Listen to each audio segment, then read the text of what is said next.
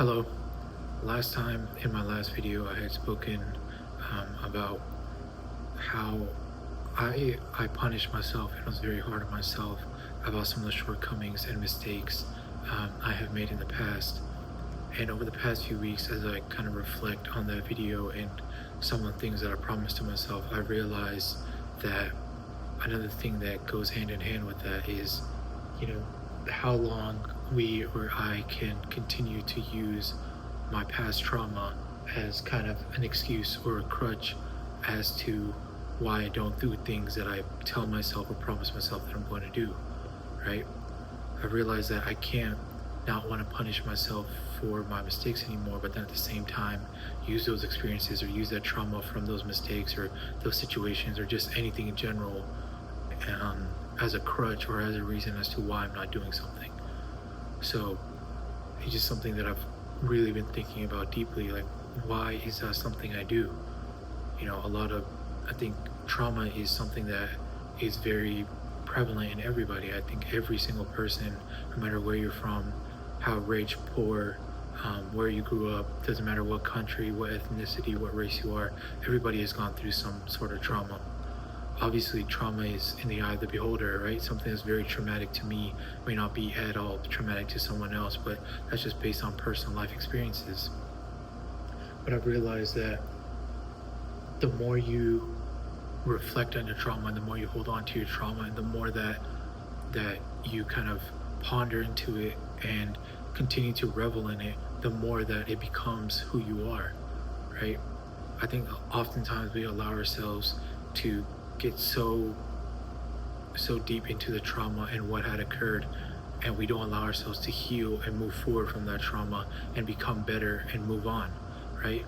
And so because of that, I think trauma can oftentimes become, kind of a fiber of your being, and it starts to define who you are, right? Because all of a sudden, rather than being known as, this person that's good at this thing, or this person that is, kind, gracious, outgoing, etc., becomes, this person that this had happened to, and that's kind of what you're known as. And I think a lot of the reason that's kind of what you're known as, or can be known as, is if you continue to talk about it and revel in it, right? The things that everyone kind of goes through. And so I realize that I've allowed trauma to enter my life and become a part of every single facet of my being, right? So if I kind of wrote down a note that's like, the more you allow trauma to be a part of your life, the more it becomes who you are. Like I said, it becomes a fiber of your being because you allow it to define you and allow your trauma to make who you are rather than you making your trauma. Everyone goes through hard things, and I think one thing I really struggled with is that kind of somewhat of an identity crisis where I don't really know who I am.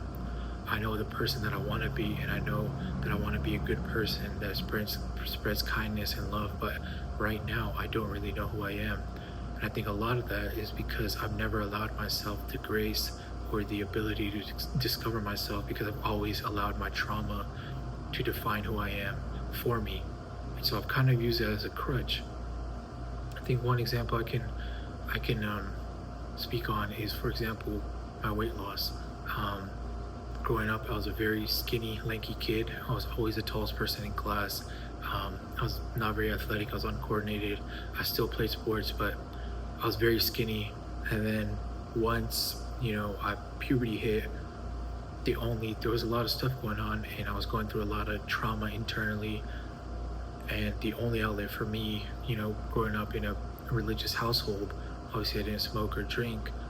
So the only outlet for me was food. And I realized that that was my way out. That was my escape. And I know a lot of people kind of look down on food addiction, but for me, it was a very prevalent part of my life because that was the only thing that I had access to, right? I'm 13, 14 years old. I don't have a car. I don't have anything. I'm in a very religious family, so the only outlet I had was food. And so to make myself feel good, I would just start eating. And I realized even now, several years later, a lot of times when something happens to me, or if I'm going through a bad day or something, I start to fall back into those habits and start to use, oh, well, this happened to me before or that happened to me before. And I start to get caught up in those um, same exact habits, you know. And so currently in my weight loss, a lot of times I'm like, oh, I'm so tired. Oh, why did this happen to me? Why did I allow that? And I think that again is me subconsciously allowing my trauma to define who I am currently, even though that thing happened to me several years ago. So how do I, kind of going back to my last point, not punish myself, realize what I did, realize the mistakes I made, and then how I can move on forward from it, and so that I can define my trauma, right? And so my trauma doesn't define me. So if something in the future does happen to me, I'm not basically in the same situation again. So that's something I've been kind of thinking a lot of. You know, that's just one example. Obviously, everyone goes through trauma, and I have my own personal things as well. You know, whether that be my work life, my personal life, my relationships or lack thereof, my friendships, etc. How can I kind of define myself and have these core values as a person to where I'm able to navigate through life knowing that no matter what happens, this is who I am, and I'm never going to sway away from that.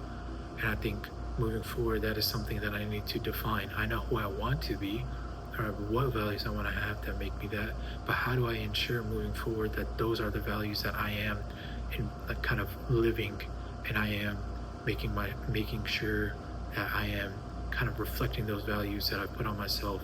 And I think that will allow me to, in the future, not only let go of my current trauma, but then if anything ever happens again, that would allow me to get through that trauma as well.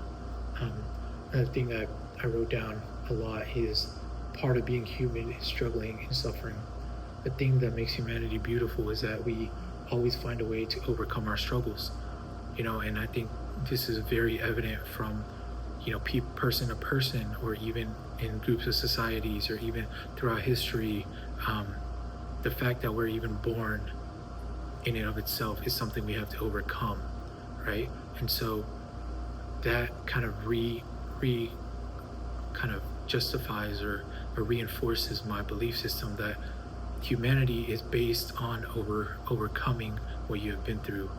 Every single person has gone through trauma, but what makes us human and what makes us different from every other species out there, not only in this world, but on the universe, in places that we have not even discovered, is that humanity, an innate part of being human, is the suffering and the struggle. But also, I feel like one of the most beautiful parts of being human is overcoming that struggle and, becoming a better person because of it. There's a lot of quotes that I've seen or heard of over the past, I would say a few months, especially. Like, there's one that I came across, I can't remember where exactly I saw it, but it was like essentially how the forest dies every single year, but because it dies, that allows it the new ecosystem to come through, right? Trees die, leaves die, etc., but they do that and they're reborn into a new version of themselves that is a lot more healthy and a lot more capable for that time period. Trees can live up to hundreds of years old, but they still die, and something else, whether that's a tree or another plant, takes its place, and so essentially that tree is reborn.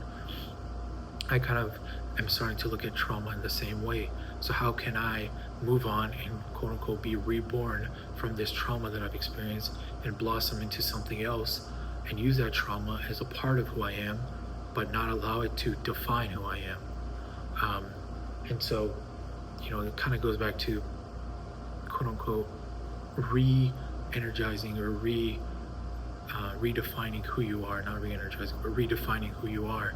And, I think that comes with giving yourself grace and allowing yourself to feel the trauma. I'm not saying you shouldn't feel the trauma. I think everybody has to feel trauma. That's one of the ways that you do get better, and you are able to feel your emotions, and you don't keep it bottled up inside, because that keeping it bottled inside is a whole different issue, right? Once you keep it bottled inside, that bleeds into other parts of your life that you don't realize, and then all of a sudden you allow this trauma to attack every single part of your life, and then you're 6 months, a year in, and then you explode and you hit rock bottom even more than you were at before, because you've allowed it to manifest into this huge wrecking ball, whereas it could have just been a pebble, right?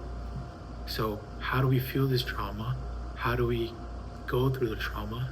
How do we allow ourselves to recover from the trauma? And then how do we heal from the trauma? But at the same time, like I said, we are human and we're not perfect. So if something does happen, it's okay to reflect on it. It's okay to think about the trauma. It's okay to be like, oh man, I'm having a bad day. This reminds me of this. But you can't allow those bad days to stack and then become a week, and then become a month, and then become 2 months, and then become 6 months, and then become a year.